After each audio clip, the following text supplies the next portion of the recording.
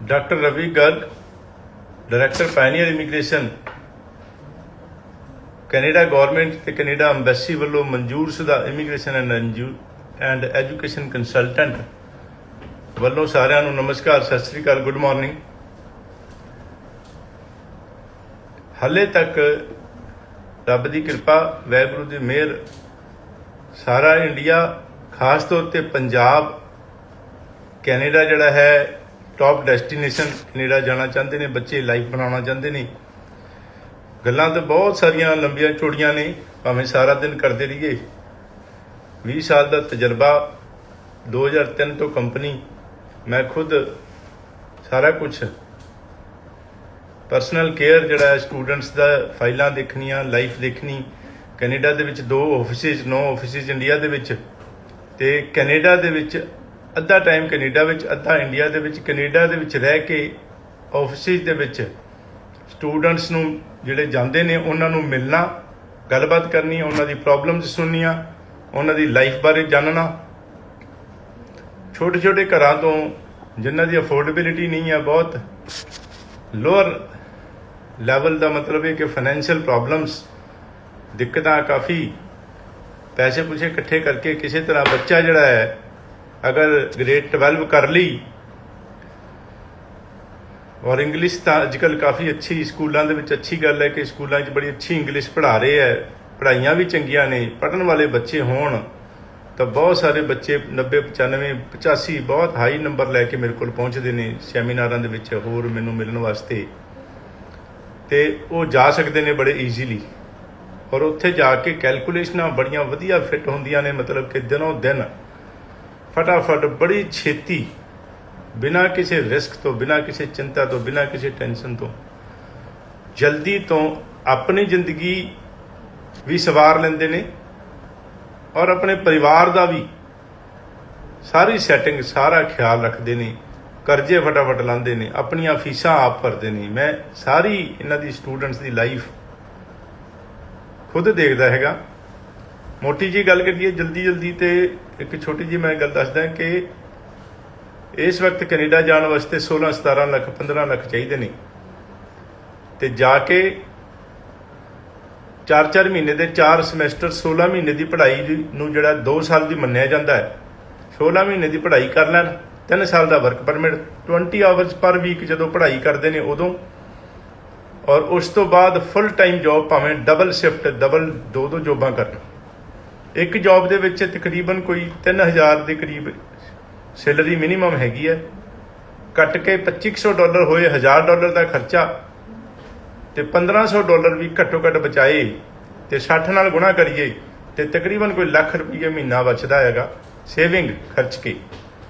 और वो जिहड़ा 15 लाख 16 लाख भेजिया सीगा, वो समझ लो कि साल सवा साल दे विच पूरा हो जाता हैगा।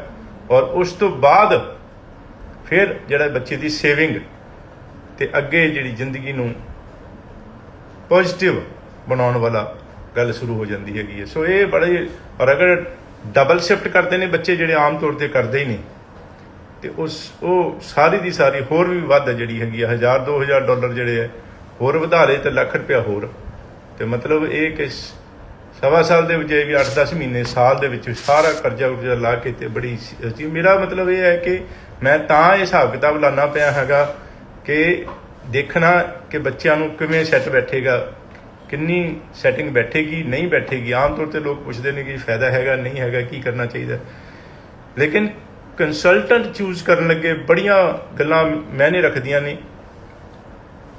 किहड़ा मैडिकल फील्ड दे विच किहड़ा कोर्स लेना, office admin, health service, early childhood education, dental technology services, बच्चे के किन्ने नंबर ने, 55% ने कि 95% ने, उन्होंने किहड़ा सूट करेगा, किहड़ा हाई लैवल, किहड़ा लो लैवल, किहड़ा बच्चा पास कर सकेगा, किहड़ा बच्चा नहीं पास कर सकेगा, पढ़ाई किहड़े कॉलेज ज़्यादा सकते, किहड़े घट सकते हैगी है।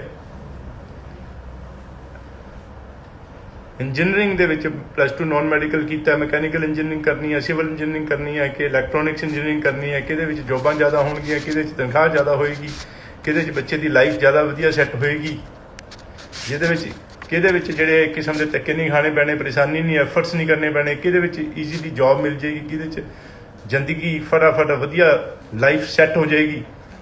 और उस तो बाद ਕੋਰਸ ਚੂਜ਼ ਕਰਨ ਤੋਂ ਬਾਅਦ ਫਾਈਲਿੰਗ ਦੇ ਵਿੱਚ ਕਿਹੜੇ ਡਾਕੂਮੈਂਟ ਲੱਗਣੇ ਕਿਹੜੇ ਨਹੀਂ ਲੱਗਣੇ, ਗਲਤ ਡਾਕੂਮੈਂਟ ਲਾਏ ਤਾਂ ਭਾਵੇਂ 90-95% ਵਾਲਿਆਂ ਦੇ ਵੀ ਰਿਫਿਊਜ਼ ਹੋ ਜਾਏਗਾ। ਇਹ ਸਾਰੀਆਂ ਚੀਜ਼ਾਂ ਜਿਹੜੀਆਂ ਫਿਰ ਕਿਸ ਤਰੀਕੇ ਨਾਲ ਜੌਬਸ ਨੂੰ ਲੱਭਣਾ ਉੱਥੇ ਜਾ ਕੇ, ਇਹ ਛੋਟੀ ਛੋਟੀਆਂ ਗੱਲਾਂ ਇੰਨੀਆਂ ਜ਼ਿਆਦਾ ਮੈਨੇ ਰੱਖਦੀਆਂ ਨੇ ਕਿ ਕੰਸਲਟੈਂਟ ਤੁਹਾਨੂੰ ਜਦੋਂ ਹੈਲਪ ਕਰਦਾ ਹੈਗਾ ਤੇ ਉਹ that makes a big difference. ਆਪਾਂ ਇੱਕ ਕਿਸਮ ਦੀ ਮੈਂ ਗੱਲ ਕਰਦਾ, ਇੱਕ ਸਿਟੀ ਤੋਂ ਦੂਜੇ ਸ਼ਹਿਰ ਜਾਣਾ, ਜੇ ਸਿੱਧੇ ਸਿੱਧੇ ਰਾਹ ਚਲੇ ਗਏ ਤਾਂ ਛੇਤੀ ਪਹੁੰਚ ਜਾਵਾਂਗੇ, ਜੇ ਕਿਤੇ ਪੁੱਠੇ ਰਾਹ ਪੈ ਗਏ ਤਾਂ ਫਿਰ ਉਹ ਜਿਹੜਾ ਘੰਟੇ ਦਾ ਰਸਤਾ 4 ਘੰਟੇ 'ਚ ਵੀ ਪਤਾ ਨਹੀਂ ਪਹੁੰਚਾਂਗੇ ਕਿ ਨਹੀਂ ਪਹੁੰਚਾਂਗੇ। ਸੋ ਕੰਸਲਟੈਂਟ ਸਹੀ ਚੂਜ਼ ਕਰਨਾ, ਖਾਸ ਤੌਰ 'ਤੇ ਇੰਨਾ ਝੂਠ ਫਰੇਬ ਡਰਾਮਾ, ਮੈਂ ਹੈਰਾਨ ਹੁੰਦਾ ਕਿ ਵੀ ਕਿਸੇ ਧਰਮ ਨੇ ਨਹੀਂ ਸਿਖਾਇਆ, ਕਿਸੇ ਗੁਰੂ ਨੇ ਨਹੀਂ ਸਿਖਾਇਆ ਸਾਡੇ ਨੇ, ਫਿਰ ਵੀ ਲੋਕ ਜਿਹੜਾ ਇਹਨਾਂ ਧਰਮ ਨੂੰ ਮੰਨਦੇ, ਗੁਰਦੁਆਰੇ ਮੰਦਿਰਾਂ 'ਚ ਜਾਣ ਦੇ ਬਾਵਜੂਦ ਵੀ ਇਸ ਤਰ੍ਹਾਂ ਦੇ ਕੰਮ। ਲੇਕਿਨ ਆਪਣਾ ਵੀ ਫਰਜ਼ ਕਿ ਖਿਆਲ ਕਰਕੇ ਕੰਸਲਟੈਂਟ ਚੂਜ਼ ਕਰੀਏ, ਆਪਣੀ ਜ਼ਿੰਦਗੀ ਬਾਰੇ ਸੋਚੀਏ, ਚੰਗਾ ਕੋਰਸ, ਚੰਗੀ ਪੜ੍ਹਾਈ, ਚੰਗਾ ਧਿਆਨ ਲਾ ਕੇ ਖਿਆਲ ਕਰਕੇ ਆਪਣੀ ਲਾਈਫ ਨੂੰ ਚੁਣੀਏ। ਅਪਡੇਟਸ ਦੀ ਗੱਲ ਕਰਦੇ ਹਾਂ, ਬਹੁਤ ਚੰਗੀ ਖਬਰ ਕਿ ਜਿਹੜੀ ਮੈਂ ਗੱਲ ਸ਼ੁਰੂ ਕੀਤੀ ਸੀਗੀ, ਬੜੇ ਅੱਛੇ ਰਿਜ਼ਲਟਸ ਆ ਰਹੇ ਨੇ, ਜ਼ਿਆਦਾਤਰ ਵੀਜ਼ੇ ਲੱਗਦੇ ਪਏ ਨੇ, ਕੋਈ ਚਿੰਤਾ ਨਹੀਂ। ਲੇਕਿਨ 10 ਚੋਂ 8-9 ਵੀਜ਼ੇ, 1-2 ਰਿਫਿਊਜ਼ਲਾਂ ਹੁੰਦੀਆਂ ਰਹੀਆਂ ਨੇ, ਕਈ ਸਾਲਾਂ ਤੋਂ ਹੁਣ ਵੀ ਹੁੰਦੀਆਂ ਪਈਆਂ ਨੇ।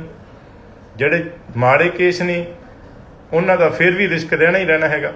ਘੱਟ ਨੰਬਰ ਕਿੰਨੇ ਸਬਜੈਕਟਾਂ ਵਿੱਚ, ਲੈਸ ਦੈਨ 50%, ਭਾਵੇਂ ਗ੍ਰੈਜੂਏਟ ਹੋਣ ਭਾਵੇਂ +2 ਕੀਤੀ ਹੋਵੇ, ਥਿਊਰੀ ਦੇ ਵਿੱਚ ਕਿੰਨੇ ਸਬਜੈਕਟਾਂ 'ਚ ਲੈਸ ਦੈਨ 50% ਮਾਰਕਸ ਹੋਣਗੇ, ਇਹ ਰਿਸਕ ਪੈਦਾ ਕਰੇਗਾ ਵੀਜ਼ਾ ਦੇ ਵਾਸਤੇ।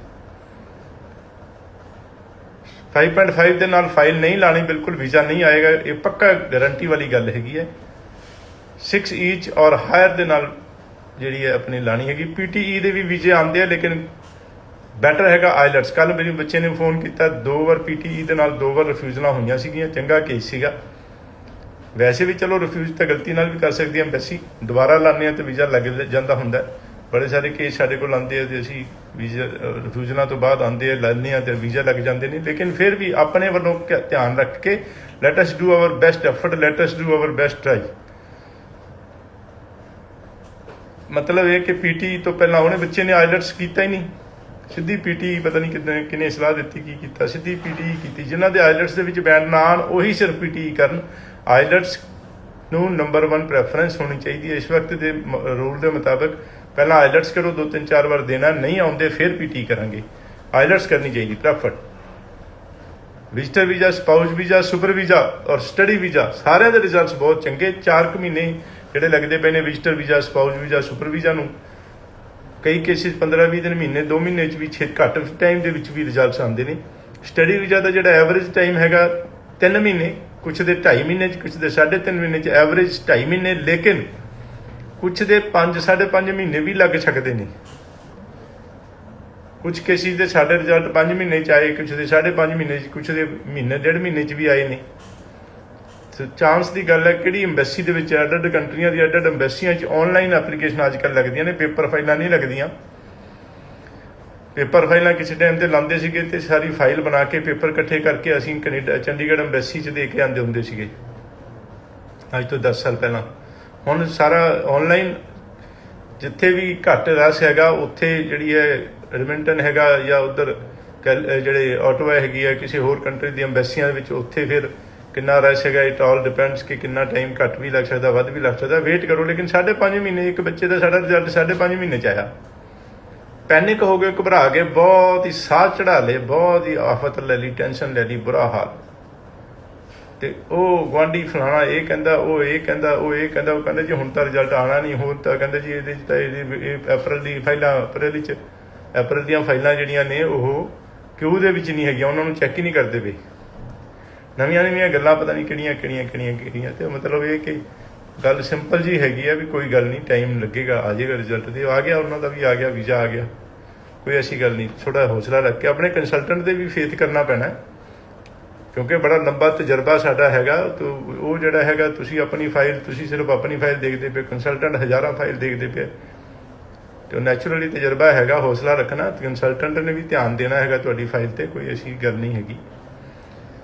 ਸੋ ਜਨਵਰੀ ਇਨਟੇਕ ਦੀਆਂ ਕਿਸੇ ਕਾਲਜ 'ਚ ਕੋਈ ਸੀਟਾਂ ਹੈਗੀਆਂ ਨੇ, ਕੋਈ ਜਲਦੀ ਜਨਵਰੀ ਜਾਣਾ ਚਾਹੁੰਦੇ ਨੇ ਤੇ ਆ ਜਾਓ। ਲੇਕਿਨ ਇਸ ਵਕਤ 3 ਮਹੀਨੇ ਦੇ ਪ੍ਰੋਸੈਸਿੰਗ ਦੇ ਟਾਈਮ ਨਾਲ ਤਾਂ ਜਨਵਰੀ ਦੇ ਲਾਸਟ ਮੂਮੈਂਟ ਦੇ ਆਖਰੀ ਮੌਕੇ ਤੇ ਆਏਗਾ ਵੀਜ਼ਾ। ਜੇ ਅੰਬੈਸੀ ਕਹਿੰਦੀ ਵੀ ਅਸੀਂ ਪ੍ਰੋਸੈਸਿੰਗ ਟਾਈਮ ਘਟਾਵਾਂਗੇ, ਜੇ ਘਟਾ ਦਿੱਤਾ ਆਉਣ ਵਾਲੇ ਟਾਈਮ ਵਿੱਚ ਫਿਰ ਤਾਂ ਛੇਤੀ ਆ ਜਾਏਗਾ, ਨਹੀਂ ਆਏਗਾ ਤੇ ਕੋਈ ਐਸੀ ਗੱਲ ਫਿਰ ਵੀ ਨਹੀਂ ਕਿ ਮਈ ਦੇ ਵਿੱਚ ਜਿਹੜਾ ਜਨਵਰੀ ਦੇ ਵਿੱਚ ਜਿਹੜਾ ਜਨਵਰੀ ਵਾਲੇ ਨਹੀਂ ਆਇਆ ਤਾਂ ਮਈ ਦੇ ਵਿੱਚ ਆਪਾਂ ਨੈਕਸਟ ਜਿਹੜਾ ਹੈਗਾ ਡੈਫਰਮੈਂਟ ਕਰਾ ਲਾਂਗੇ, ਕੋਈ ਚਿੰਤਾ ਵਾਲੀ ਗੱਲ ਨਹੀਂ।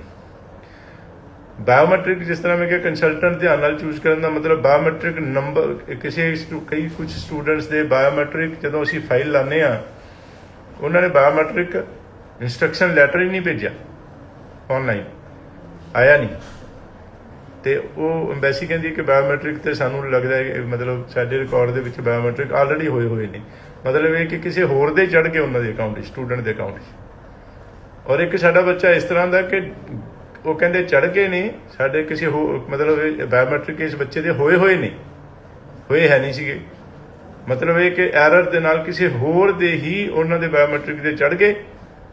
ਔਰ ਦੇਖਦੇ ਹਾਂ ਅਸੀਂ ਤਾਂ ਅੰਬੈਸੀ ਨੂੰ ਰਿਮਾਈਂਡਰ ਪਾਉਂਦੇ ਰਹੇ, ਲੇਕਿਨ ਉਸ ਦਾ ਵੀਜ਼ਾ ਵੀ ਆ ਗਿਆ। ਫਿਰ ਅਸੀਂ ਉਸ ਬੱਚੇ ਨੂੰ ਇਹ ਸੋਚਿਆ ਕਿ ਕਿਤੇ ਰਸਤੇ 'ਚ ਅੜਚਨ ਨਾ ਆਵੇ, ਉਹਨੂੰ ਸਲਾਹ ਦਿੱਤੀ ਵੀ ਆਪਾਂ ਅੰਬੈਸੀ ਨਾਲ ਗੱਲਬਾਤ ਕਰਕੇ ਅਸੀਂ ਰਿਮਾਈਂਡਰ ਪਾ ਰਹੇ ਹਾਂ, ਟਾਈਮ ਲੱਗੂਗਾ, ਆਪਣੇ ਸਹੀ ਬਾਇਓਮੈਟ੍ਰਿਕ ਕਰਾ ਕੇ ਭੇਜੀਏ। ਲੇਕਿਨ ਉਹ ਬੱਚਾ ਕਾਹਲਾ ਸੀਗਾ, ਚਲਾ ਗਿਆ, ਉਹਨੂੰ ਜਾਣ ਵੀ ਦਿੱਤਾ ਤੇ ਉਹ ਆਪਣੇ ਟਿਕਾਣੇ ਤੇ ਵੀ ਪਹੁੰਚ ਗਿਆ, ਕੋਈ ਦਿੱਕਤ ਨਹੀਂ ਆਈ। ਸੋ ਆਉਣ ਵਾਲੇ ਟਾਈਮ ਵਿੱਚ ਸ਼ਾਇਦ ਕੋਈ ਦਿੱਕਤ ਆਵੇ, ਉਹ ਫਿਰ ਅੰਬੈਸੀ ਨਾਲ ਅਸੀਂ ਗੱਲਬਾਤ ਕਰਦੇ ਹੀ ਪਏ ਹਾਂ, ਕੋਈ ਐਸੀ ਗੱਲ ਨਹੀਂ। ਲੇਕਿਨ ਅੰਬੈਸੀ ਦੀਆਂ ਬਹੁਤ ਟੈਕਨੀਕਲ ਜਿਹੜੇ ਐਰਰ ਜਿਹੜੇ ਕਿਉਂਕਿ ਹਜ਼ਾਰਾਂ ਨਹੀਂ ਲੱਖਾਂ ਫਾਈਲਾਂ ਪੈਂਡਿੰਗ ਵੀ ਹੈਗੀਆਂ ਨੇ, ਇਹ ਪ੍ਰੋਸੈਸ ਵੀ ਕਰਦੇ ਪਏ ਨੇ, ਬਹੁਤ ਫਾਸਟ ਪ੍ਰੋਸੈਸਿੰਗ ਹੋ ਰਹੀ ਹੈ, ਇੰਨੀ ਜ਼ਿਆਦਾ ਉਹੀ ਕੈਨੇਡਾ ਜਿਹੜਾ ਹੈ ਟਾਪ ਡੈਸਟੀਨੇਸ਼ਨ ਹੈਗੀ ਹੈ, ਬਹੁਤ ਦੁਨੀਆ ਜਾ ਰਹੀ ਹੈ, ਬਹੁਤ ਬੱਚੇ ਜਾ ਰਹੇ ਨੇ। ਤੇ ਇਸ ਦੇ ਨਾਲ ਹੀ ਜਿਸ ਤਰ੍ਹਾਂ ਕਿ ਜਾ ਰਹੇ ਨੇ ਮੇਰੇ ਯਾਰ ਦੋਸਤ ਜਾਂ ਗੱਲਬਾਤ ਕਰਦੇ ਹਾਂ ਅਸੀਂ ਇਕੱਠੇ ਬੈਠੇ ਹਾਂ, ਤੇ ਉਹ ਕਹਿੰਦੇ ਜੀ ਇੰਨਾ ਜ਼ਿਆਦਾ ਦੁਨੀਆ ਜਾ ਰਹੀ ਹੈ, ਭਰ ਜੂਗਾ ਕੈਨੇਡਾ। ਧਿਆਨ ਦੇਣ ਵਾਲੀ ਗੱਲ ਹੈਗੀ ਹੈ ਕਿ ਇੰਡੀਆ ਤੋਂ 4 ਗੁਣਾ ਜ਼ਿਆਦਾ ਏਰੀਆ ਹੈਗਾ, ਔਰ ਕੈਨੇਡਾ ਦੀ ਆਬਾਦੀ 3.5 ਕਰੋੜ, ਔਰ ਇੰਡੀਆ ਦੀ ਆਬਾਦੀ 130, 35, 40 ਕਰੋੜ, ਕੋਈ ਹਿਸਾਬ ਹੀ ਨਹੀਂ ਬੈਠਦਾ। 3 ਸਾਲਾਂ ਦੇ ਵਿੱਚ 1 ਮਿਲੀਅਨ ਦਾ ਮਤਲਬ 10 ਲੱਖ ਲੋਕਾਂ ਨੂੰ ਲੈ ਕੇ ਜਾਂਦੇ ਕੈਨੇਡਾ ਵਾਲੇ, ਕੈਨੇਡਾ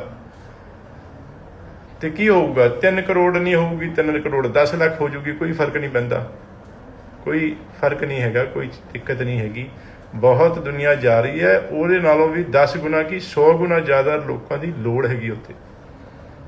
ਬਹੁਤ ਸਾਰੇ ਸਿਟੀਜ਼, ਬਹੁਤ ਸਾਰੀ ਜਗ੍ਹਾ ਖਾਲੀ ਪਈ ਆ, ਬਹੁਤ ਸਾਰੇ ਸਿਟੀਜ਼ ਹਾਲੇ ਵੀ ਥੋੜੇ ਲੋਕ ਉੱਥੇ ਹੈਗੇ ਨੇ। ਸਸਕੈਚੁਅਨ ਦੀ ਸਾਰੀ ਜਿਹੜੀ ਪਾਪੂਲੇਸ਼ਨ ਹੈ 1 ਮਿਲੀਅਨ ਦੇ ਕਰੀਬ ਹੈਗੀ ਹੈ, ਸਾਰੀ ਸਟੇਟ ਦੀ। ਸੈਸਕਾਟੂਨ ਜਿਹੜਾ ਬਿਗੇਸਟ ਸਿਟੀ ਆਫ ਸਸਕੈਚੁਅਨ ਹੈਗਾ, ਉਸ ਦੀ ਜਿੱਥੇ ਮੇਰਾ ਆਫਿਸ ਵੀ ਹੈ, ਘਰ ਵੀ ਹੈ, ਉਸ ਦੀ ਆਬਾਦੀ ਸਾਰੀ 2.5 ਲੱਖ 3 ਲੱਖ ਹੈਗੀ ਹੈ। ਰਜਾਈਨਾ ਜਿਹੜਾ ਕੈਪੀਟਲ ਹੈਗਾ ਸਸਕੈਚੁਅਨ ਦਾ, ਉਹਦੀ ਆਬਾਦੀ ਸਾਰੀ 2.5 ਪੌਣੇ 3 ਲੱਖ ਹੈਗੀ ਹੈ। ਬਹੁਤ ਘੱਟ ਆਬਾਦੀ ਹੈ, ਬਾਕੀ ਛੋਟੇ ਛੋਟੇ ਸ਼ਹਿਰ ਹੈਗੇ ਨੇ, ਬੜੀ ਥੋੜੀ 50,000 30,000 ਆਬਾਦੀ, ਬੜੀ ਜ਼ਿਆਦਾ ਜਗ੍ਹਾ ਤੇ ਬਹੁਤ ਦੁਨੀਆ ਦੀ ਲੋੜ, ਬਹੁਤ ਜ਼ਿਆਦਾ ਹਲੇ ਸਕੋਪ ਹੈਗਾ, ਜਿੰਨੇ ਮਰਜ਼ੀ ਦੁਨੀਆ ਜਾਈ ਜਾਵੇ, ਕੋਈ ਫਰਕ ਨਹੀਂ ਪੈਂਦਾ। ਵੈਲਕਮ। ਤੇ